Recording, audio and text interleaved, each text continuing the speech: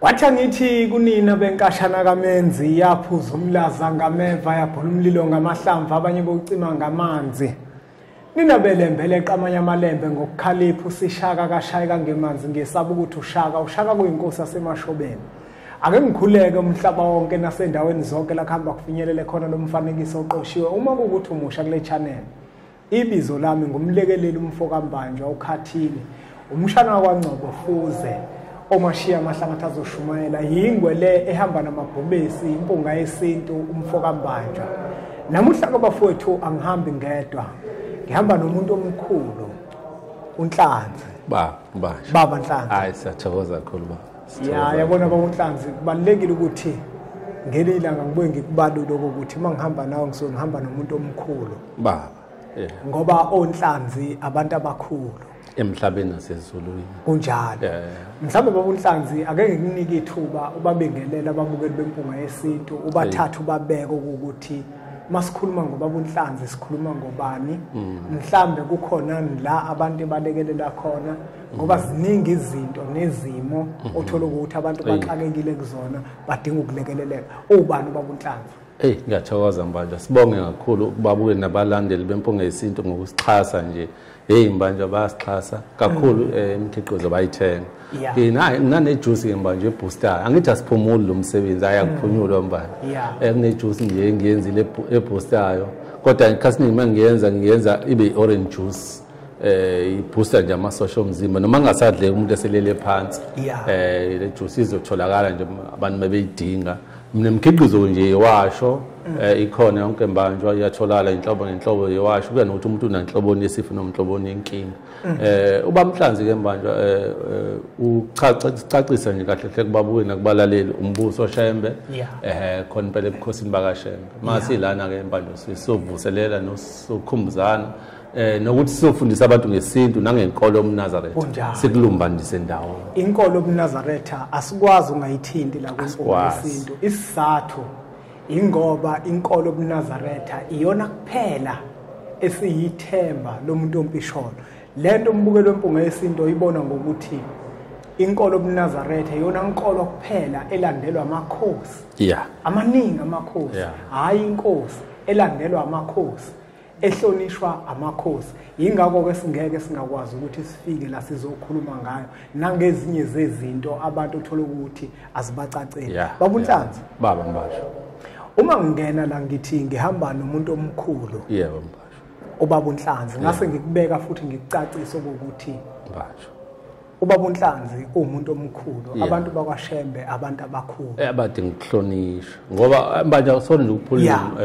ngithanda ukunaba. Ngoba ubona abantu ngathi gcina abantu baShembe abanye babahlonipha abaqondi ukuthi uma umuntu Mbanjwa mbethwe amakhosi abantu noma ungayona inkosi umuntu wazi ukuthi hayi fanele ngihloniphe inkosi cha umuntu nomuntu namathonga ahamba nawo siza lowo nhliziyo. Ngoba uNhlanzi la ngikhona baba uNhlanzi nengifisa ukuthi siya khona ngifisa ukuthi impela siye lapho la uthinta khona.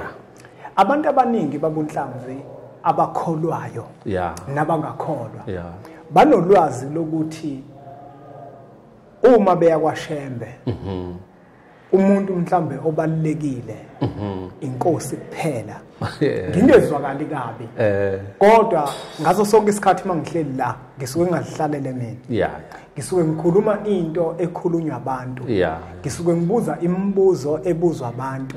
hayi ukuthi ibuzwa mina ngiyaqonda yonke into yakwaShembe ngoba ngiyayembulelwa nokembulelwa. Kunomuntu lapha uNhlanzi ongazi ukuthi umndeni wakaShembe ngifisa namhlanje sikhulume ngomndeni wakwaShembe hayi ke manje ngokwenkolo. Nami ngiyathokoza kakhulu yokuNazaretha inkolo yakwaShembe ngifuna sikhulume ngomndeni wakaShembe ukuthi baba uNhlanzi njengoba inkosi yamaNazaretha iyilunga lomndeni wakwaShembe kungabe baba uNhlanzi umndeni wakaShembe wona kungabe awubalekile yini kubantu ikakhulukazi ebantwini abasebandleni lamaNazaretha noma kanjani? Mbanjwa ngiyathokoza kakhulu uthathe lehloko. Umndeni wakaShembe umndeni ongathi awunakekile umuntu kusekwenzeka kwaba iphotho kwasekuqaleni nje Mbanjwa.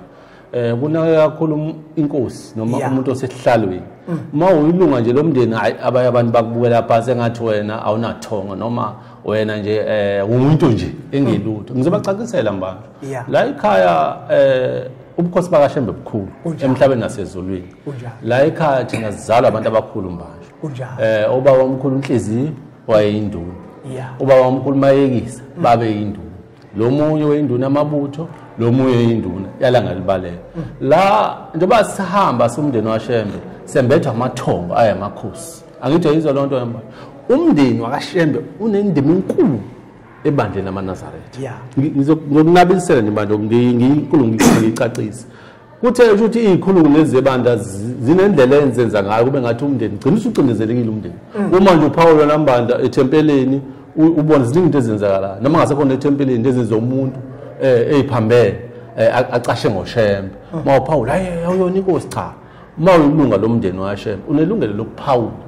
ngento yakini nento eyafikela esibongweni sakini manje namhlanje izikhulu ziyacindezela kathi manje into abacindezela ngayo nambani ukuthi makwathi uyaphawula nje hayi usezenza inkosi cha inkosi suke siyazi iyodwa kodwa nami nginelungelo lokuphawula ngoba lezi zinto ozenza lana zilimaza igama lomndeni zilimaza igama lebandla uma ikhuluma ngoShembe nje nathi lapho siyathinteka uyabona lonto ekucineni baba uNhlanzi uthinta into ebengisathi ngifuna ukuya kuyona yibuzo ukuthi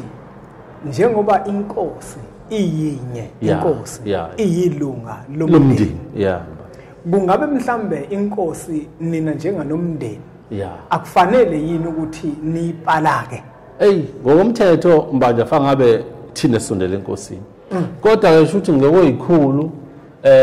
ngathi nabantu ngathi abaphethe izinto zaleli bandla thina sibuke nje abantu abasemuva kodwa amathonga namadlozi akuthini lo muntu nobe esondele kakhulu inkosi abanalo ithonga lakaShembe nemithetho la ekhaya namasiko yabona nje abantu abangazi kaShembe kunesiko wenambanje uyabona lonto umuntu ophethe umsamo la ekhaya wenambanje umkhulu wethu sifehlo hayi inyanga yezulu nelanga angithi yayibona lonto bona lezo zinto zonke abakwazi ukuyicwaninga ukuthi nje inkosi amakhosi lawa amakhosi ngokwenkolo kunenkosi ngokwenkolo kube khona umuntu omela isiko nomela umsamo wakaShembe uyizwa lonto njalo mawusathinta baba uNhlanzi indaba yomsamo omunye umuntu uzofisa ukwazi ukuthi ungabe mhlambe emsamo wakaShembe uma kwenziwa izinto liyaba yini khona ukhamba emsamo noma yonke into ihamba ngokwenkolo kuya nalowo muntu ake ngikubekele ukuthi isukaphi lento namba isuka lapha ekuphakameni uma ubaba omkhulu inyanga yezulu nelanga benzela ubaba omkhulu umnikazi webandla umqalo wendlela mhlamhlathi kaMayekisa bemenzela iti noma bemenzela umcimbi noma bemenzela umsebenzi babethatha abafundisi benze abafundisi iyafika indlamhlathi ithi bantwana bami kaze ngafa kula baphinde benze ilanga nenyanga ezulu benze isithebe benzela abantu indlamhlathi bamkhumbula noma bemenzela umcimbi noma bemenzela isithebe aphinda bubo wamkhulu abantwana bami kaze ngafa kula ngifuna ukucacisela lento nambali ukuthi isukaphi lento ifile kuthina njengomndeni thina njengomndeni ebandleni singathi asiyilutho ekubeni manje le ebandleni lamaNazaretha inkosi ikhethwa emndenini uma lo mndeni ubukeleka phansi unganakiwe kunale propaganda noma imfundiso ukuthi bakwaphaula nje suzenza inkosi yazi angiyona inkosi mina ngiphawula njengelunga lomndeni angithi not njengelunga noma ngiyinkosi cha kodwa unelungelo lokuphawula ngento yakini ngoba nabo bayaphawula ngezinto zasemakubo yabo noma ubone kudicelela phansi ngoba lento umuntu madicelela phansi sibongo sakaShembe ithinta umndeni ithinta ibandla kunjalo ubona sengathi ithinta abantu ibandla kuphela umuntu bekhuluma ngoShembe nje imbanjwa noma ekhuluma noma ngathi ukuphi kuba khona ebakhona kuwena njengomuntu oyilunga lomndeni noma ngathi khona abantu baleka abangasothi nokusonta abayihlalela kude abayisebenzelayo into imbanjwa kodwa mangathi umuntu uShembe wena noma wakhona khona into eyenzakala kuwena ngoba manje lento isegazini kuwena yena lona uthi wabhabhadisa wathola ubhabhadiso ayikho kuyena ngaphakathi yena unowakhe umndeni unomsamo wakhe onezinto zakubo afana ngabe uyayilungisa thina basicindezelekile manje kakhulu ngeniqamba manga abantu basekhaya abantu sebagcina sebezithulela beba kude bethi ngoba lento ekhaya iyakhulumisa kodwa siyacela ikhuluni ukuthi nathi njengomndeni abake bahloniphe inhlonipho nje yona manje engiyiqala kakhulu inkosi isukuyikhona kodwa abake bahloniphe nomndeni ongayilutho ongekho esihlalweni wakashembe ngoba baba omkhulu bekhona manje angicabangi bayathokoza uma besibona manje siphila ngempilo ezinhle ahloniphekile thina sibukele njengabantu njengathi mhlawumbe uma umuntu washembe kwayona inkosi noma ingqondo ayibibikho noma umuntu sinemizi sinabafazi sinezingane uyayibona lo esidinga nathi ukuthi wena manje njengobantu abazali ebukhosini asikhethela singane zesibusise ezacela zanika abantu umqalo wendlela siyabonga uNkulunkulu wabonga ngathi abantu bakashembe bayisibuka kuthiwa yingilosi ngoba bayisibisiso babunhlanzi ila bengisafuna ukuya khona babunhlanzi okuwukuthi mina ngangembulelwa ngelinye ilanga manje ngabantu bakwashembe ngabantu bomndeni wakwashembe ukuthi abantu bomndeni wakwashembe abafani nathi ngeke futhi igazi ababona abantu abafana abanye abantu ekuthiwa bathi belunga iDNA muka nalo igazi lababamkhulu awukwazi ukuthi wena ungathi ufana nathi kunjalo uze ukuthi usiphatha ngalendlela ukuthi sicindezelekile thina mbali ngeke sikhulume sifanele sikhulume iqiniso abantu abasembethe namathongo aphezulu kwethu acindezelekile ingathi umuntu washembe nje uma ukuthi uyilunga lomndeni awunathonga awunadlozi awunamsamo ngoba awubanga inkosi ukuthi awuyilutho manje lento usho ubaba omkhulu ekona umqalo wendlela ngoba sisibusiso sakhe kunjalo uthi wena kumnikazi webandla okuyena umnini mandla wonke izulu lasemhlabeni uyathokoza ngathi siwumndeni wena uma uyisikhulu sebandla noma uyisikhulu usibuka thina siyingane angikhulumi ngamakhosi amakhosi anabantu bakhulumela ngikhuluma mina njengelunga lomndeni ngikhulumela umndeni noma ngabe uthi ukhonza kuliphi ngaphansi kwayiphi inkosi kodwa umndeni wasekhaya manje ubuleka phansi ndicindezelekile manje asinakuhloniza lokho manje babunhlanzi yebo manje ngikuzwa kahle babunhlanzi omunye umbukeli wake wathi bungayisinto ngoba uyakwazi ukumbiza babunhlanzi nizokhuluma naye ngiyafisa ukuthi ukuyithinta leyo umndeni wakwashembe athi omunye kungabe kuyimpoqo yini ukuthi uma ubona uNhlanzi umnikeze imali ngase ngithi mina lalela ngizoqale ngikutshele mina ngendlela engembulelwa ngayo ukuthi abantu bakwashembe babona abantu uma uthatha imali uyinikeza umuntu wakashembe hayi ngoba usuku umupha imali kodwa usuku umkhunga ngoba bayefana nengelosi akubona ukubaba kodwa kubakhulu kunengqondo ukuthi uma wakashembe la ekhaya ngazi ke lento uthisiwa kubaba abadala ngoba nami ngumzukulu ukhunga umuntu wakashembe shothi akanathonga akananhlanhla akanadlozi la kashembe angazi la lento baba bayithatha ngoba nabazali ebukhosini abanye njengoba bezali abawona amakhosi bonke kodwa bayahlonishwa ngokuthi yini bayigazi noma bayinzalo lobo bukhosi abazala kubona thina sinamathonga kunjalo ngoba ngisho ukuthi khona umayekisa khona onhliziyo angikhulumi ngomzazela mhlawumbe nomqalo wendlela ngikhuluma nje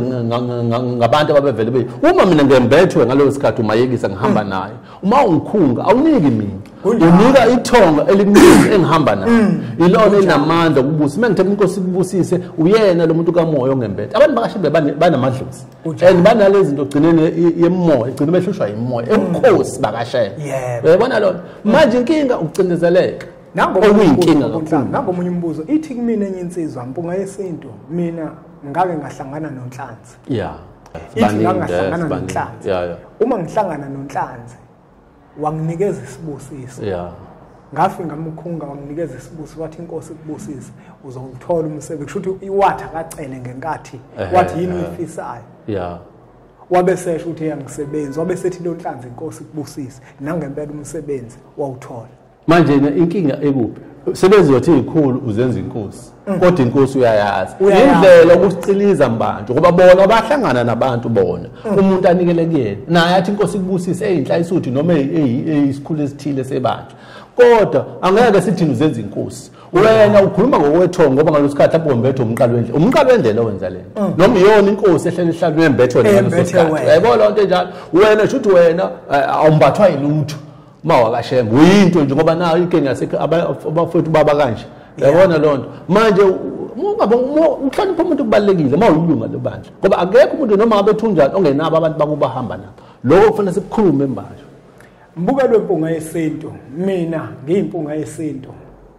afika amakhehla angembulela ngabantu bakwashembe amakhehla athi inhlonipho kufanele siyinikeze inkosi esesihlalweni kuphela ngoba inkosi esesihlalweni nayo inomndeni ikhethwe emndenini ibandla elikhona lamaNazaretha njengoba likhona linabantu bangaphandle abafika ngaphandle beze bazosonda laba bayithini kodwa ibandla lakwaShembe njengoba kuthiwa ibandla lamaNazaretha ibandla lakwaShembe kukhulunywa ngomndeni uShembe lekukhulunywa ngawo umndeni isibongo lesi sikhulunywa ngaso esinguShembe manje kubalekile bafowethu ukuthi abantu bakwaShembe thina esisuka ngaphandle size kwaShembe sibahloniphe sibazise ngoba babantu balesibongo lesesikhulu ekuyisona esakhethwa okuthi thina abantu abampisholo sofika sizoguqa kuso masifisa ukuxhumana nomkhulu womkhulu balekile ke bafowethu nodadewethu ukuthi uma sibona onhlanzi sibahloniphe singabathathi sinoma kanjani ngoba asikho isibusiso oyosithola ingane kaShembe uyibukela phansi isiphi isibusiso oyosithola ingane kaShembe uyibukela phansi uyikhuluma isinoma kanjani kodwa wena uze kuShembe uzoguqa kuShembe uzocela kuShembe kodwa ingane yakho uyibukela phansi uma uthatha imali uyinikeza unhlanzi usuke ungamuphi leyo mali kodwa usuke umkhunga njenganomuntu oyilunga lomndeni njenganomuntu ofana nengelosi owembethwe ilamakhosi ozoguqa kona onegazi lalamakhosi ozoguqa kona ngoba bafowethu nodadewethu ziningi izinto eziyimfundisoze ezifundiswa abantu bagcine beba nemfundisoze abazikhulumayo nakwabanye abantu bazitshale okuthi hayi mawubona onhlanzi ungabanikezi imali onhlanzi uyabona imfundisoze lezo usuke ungabaphi imali usuke bakhunga nokubukela phansi ukukhuluma nokubukela phansi sibukela phansi kakhulu angazi noma izikhulu zithi mayikhuluma zithi mazibuka kodwa egcineni amakhosi akhethwe emndenini kunjalo futhi nje bekhethwe emndenini nje kunale lento abayifaka ezikhava ezikhulu ukuthi mawaShembe waphawula usuzenza inkosi cha inkosi uyayazi kodwa singelungelo lokuphawula ngezinto njengamalungu omndeni ngoba isonto loba wamkhulu lonakele nje thina sivalelekile uyabona angazi ke lento yaqhamuka ngaphi manje ukuthi uma ukhuluma uyilunga lomndeni usuzenza inkosi uthi kwakindlela okuhlanipha kwezikhulu ukuthi thina sicindezeleke uyabona lo umunike lesikhulwini nje esigcotshiwe la ekhaya esisikhulu kuhle yena mayekhipha kwena enikele edlozini lakho noma ingilosini ohamba nayo noma wembethe yona inkosi esehlala iphezulu kwakho hayi usezenza inkosi ebeyazi kanti manje uShembe usebenza ngendlela eziningi ngeke uShembe akwazi ukuthi angembathe mina ngingedwa wakhona besahluleka ukwembatha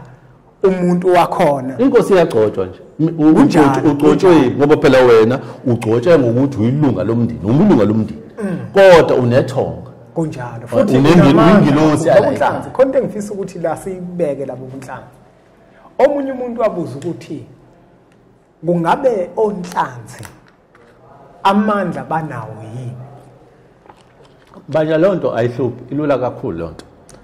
uma kuthiwa inhlanzi akukhulunywa ngesiqo kukhulunywa ngabantu abakuwena uma obabamkhulu babe amakhosi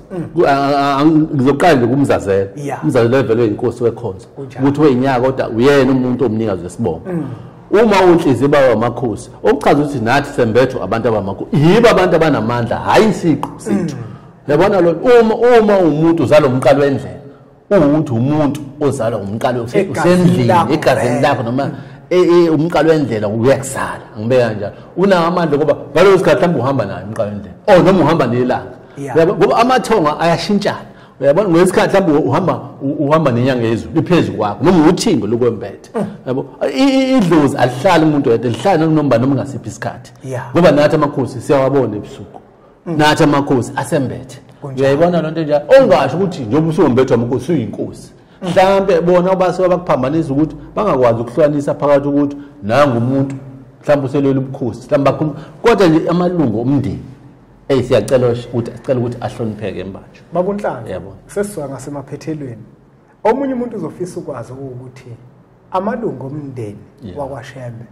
kungabe analo yini iqhaza ekufanele alibambe ebandleni noma iliphi iqhaza elibanjwa amalungu omndeni ebandleni okwamanje manje alikho iqhaza alibamba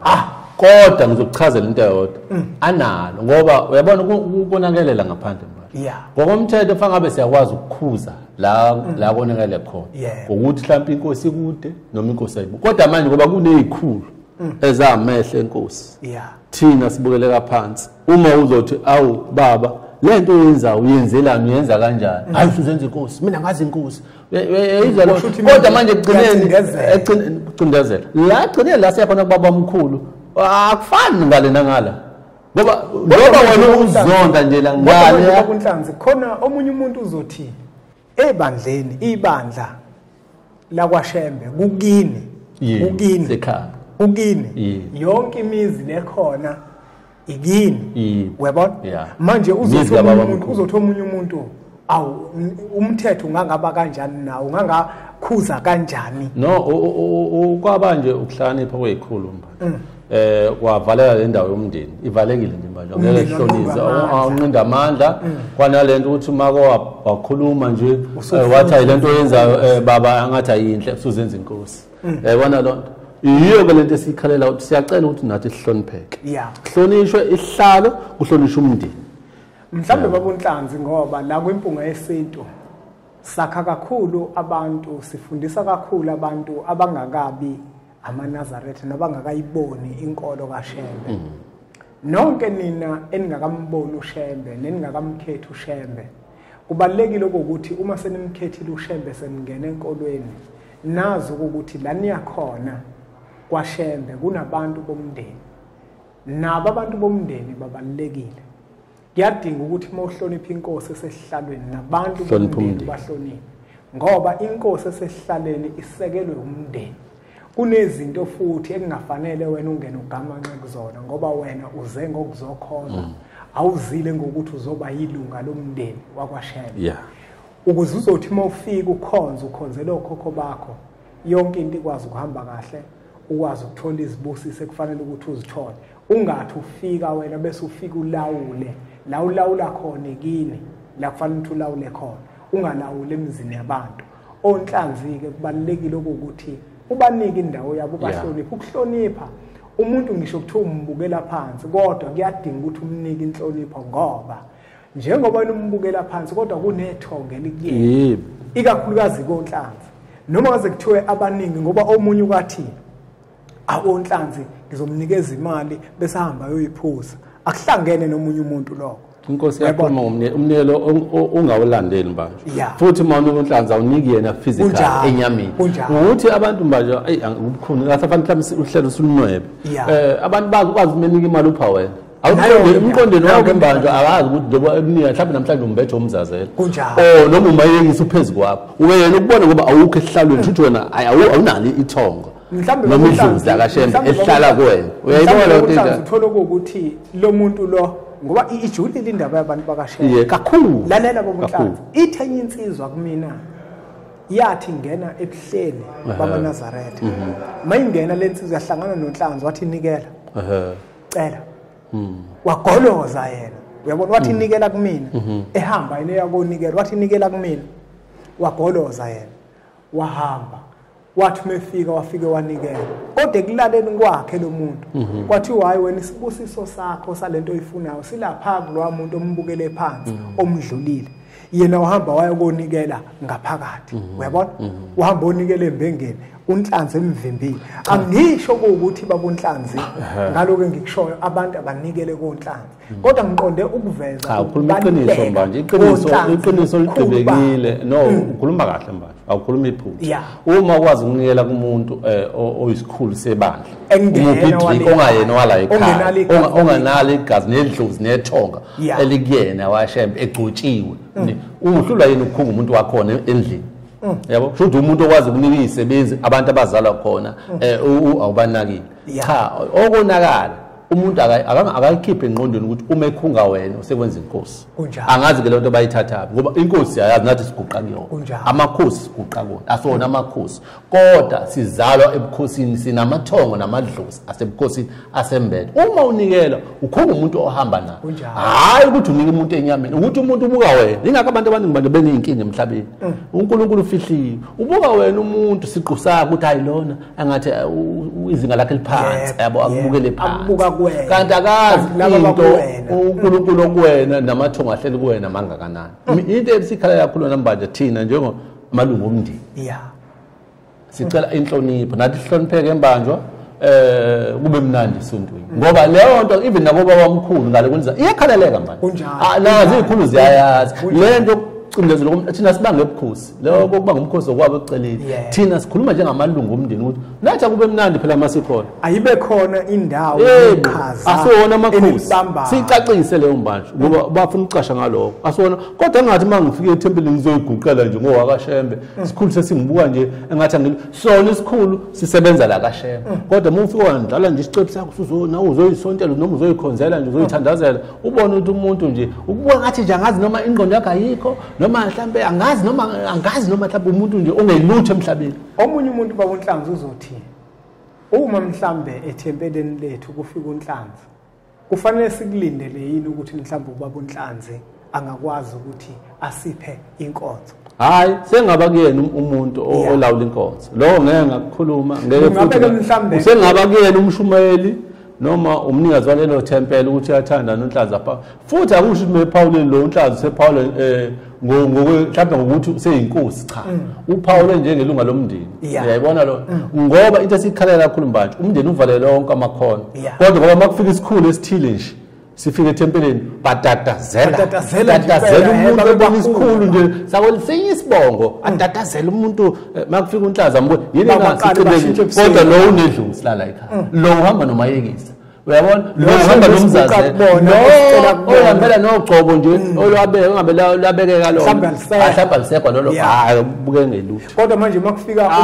umuntu wakho egazini angithi kunale banengqondo ukuthi abantu menika wena imali upha wena imali kanti abantu abekho emoyeni manje ukuthi uma umuntu uhamba nabantu uthi ngolakhuluma ubabuthi ngokhuluma yakho ngalonto uyabona umuntu nomuntu uhamba nabantu bakubo noma ngabe kuthiwa uphuphe kangakanani kodwa umuntu nemndeni emembethe akungasho ukuthi ngoba embethwe lemndeni useyinkosi akuphinde lo mbuzo yebo uma uNhlanzi mhlambe ebonakala efikile etempeleni ihamba mina ngazi ukuthi makufike uNhlanzi etempeleni usuke kufika umuntu omkhulu ngoba kufike umuntu wakaShembe la ngikhonza khona abantu abamalungu omndeni wakaShembe abantu abakhulu kungabe ke mhlambe ke ngumshumayeli ngivumelekile yini ukuthi inkonzo nje ke ngiyinikeze ubaba sengakuyena umshumayeli manje ngeke kuvumelekile ngeke mina mbanjwa ngithi ngoba ithempeli akulona lami mina khona umuntu engamuzwa wathi oNhlanzi abashumayeli angazi manje nokuthi wakuthatha angazi nokuthi wekusho kanjani angazi kuwukuthi njengoba ngisho esikhuluma namhlanje ukuthi sicela angithi njengoba sikhuluma manje sicela ukuthi umndeni wakaShembe bafowethu uhlonipheke ebandleni kunjalo yabona ngoba labantu banamathonga labantu bayisibusiso sababa omkhulu ubaba omkhulu walahlelwa ingane eziningi uNkulunkulu egcineni esembusisa esethi Shembe ngiyabonga wabonga ngalabantwana wathi ngizobabeka ukhaleni lenkosi ezayo ngoba mina angeke ngisakwazi ukuthola abantwana siyongibekela ukhaleni lenkosi ezayo amakhosi akaShembe awalethe abantu emhlabeni abantu alethe ingilosi ngoba labantu bayisibusiso sababa omkhulu ngomuzi umuntu ekhuluma nje ngomndeni wakaShembe ekhuluma nomngane nali inkulumo zokuxhumana afuna ukuthi umuntu wakaShembe ongayona inkosi akayilutho akhohle ukuthi labantu bayisibusiso kunjalo uma singelutho shuthi nomqalandlela akayilutho ngoba sizalwa uyena uma abawutho khokho wethu shuthi nathi siwutho ngoba uyabona lonto ihamba ngegazi manje iDNA yabelungu basika la ihamba ngegazi elisho moya njengoba uyabona uma umuntu ake ngiyibuyise ngapha kuNhlanzi uma umuntu enemoya yabo mina njengoba ngiyimpunga yesintu nginesiphiwo nginemimoya nezingane zami ngeke kube yingane nje uyabona ngeke kube yingane nje zizalwa abantu abaneziphiwo zizoba yingane kodwa ozibona ukuthi khona into ekhona la kulabantwana manje akwazi ukuthi uBombela angathe nalento enkulu kangaka wayenayo bese kuba ukuthi izingane zakhe. Cha nanokuthi manje kwavela lo ukuthi uma wakashembe uphawulile sizezinkosi inkosi ikhona umuntu ukhonza inkosi ayazi ukhonza inkosi ayithandela yona ngendlela yakhe thina uma uPaulus uphawula njengelunga lomndeni hayi babunhlanzi asingasawageqa amagula ngoba asemuke sizobuka la kuma comment okuthi abantu baphawula bathini mhlawumbe kukhona eminye imibuzo abayibuzayo mhlawumbe sobe sesisondela sesifika sikwazi ukuthi sibachazele sibacacisele sengiphetha mina ngimpunga yesintu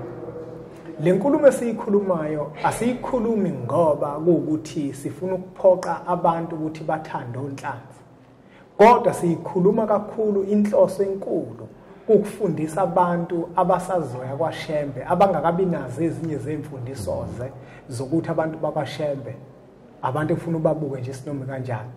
kubalekile bafowethu umnini nisazofika kwaShembe ukuthi abantu bakwaShembe babantu abakhulu bayizingelosi njengoba sithi uShembe okhona uNkulunkulu abantu bakwaShembe bayifana nengelosi uma uthatha imali yakho uyinikeza unhlanzi usukungeve ukuthi uphayela kodwa ukhunga lamakhosi amembethe kuyiwona oguqa kona mihla namalanga oguqa kona ngo4 ekseni u9 u6 u12 mawubona unhlanzi ngoba abantu bakwaShembe bambethwe yiwona lamathongo abo ngeke sakushintsha ukuthi amathongo abo uma sizocindezela bona uShembe uyosinika kanjani izibusiso uma singeke sibahlonipha abantu bomndeni wakwaShembe izibusiso zithola kuphi sibe siguqa kubo ngoba phela abanye abantu abakuqondi lokho ukuthi siguqa kubo bazi ukuthi abanye abantu njengoba kusesontweni nje kuke enkolweni mhlambe kuke enkolweni cha kuke emakubo bona thina masiguqa suke siguqa emakubo siguqa komkhulu babo siguqa kobaba babo ngoba isibongo sakwaShembe isona esathandwa kubalekile ke bafowethu nodadewethu ukuthi onhlanzi sibahloniphe ngoba babantu abakhulu ngizokugcizelela lokho lingathini lakho lokuphetha babuntu yambanjwa ebefanele siqhambise kakhulu nje ukuthi sicela ukuthi ma ukuthi izikhulu lezi ezikhona ebandleni izikhulu nje isondele kakhulu kaShembe bake basihloniphe mbanjwa akusho ukuthi mawuhloniphile sesamakhosi cha asona amakhosi kunjalo singamalunga omndeni wazi bakhuluma bathi ngcono ngathi inkosana kaShembe noma ngathi ubhuti wakaShembe angithi ayibona ntombani ukuze icaca kodwa ungasho ukuthi asinawo amathongo namadlozi kaShembe ngoba kunalento ukuthi nima ilunga lomndeni ngathi awunathongo abahlonipha abantu esihamba nabo ngoba ngokuzalwa sikhethelanga siyisibusiso sezingane ezane kumqalo wendlela emva kulahlelwa ingane eziningi yabona nje mangacabuna mhlambe inkosi ekhona esihlalweni ikithi ubaba uThixo umkhulu ila umkhulu inyanga yezulu uyabona lona manje awucabangeke ukuthi lo muntu lona wala kwaShembe naye uthi mkhulu kwilanga uthi mkhulu kwenyanga uma wena uzombukela phansi lo muntu uzosithola isibusiso leso sidingayo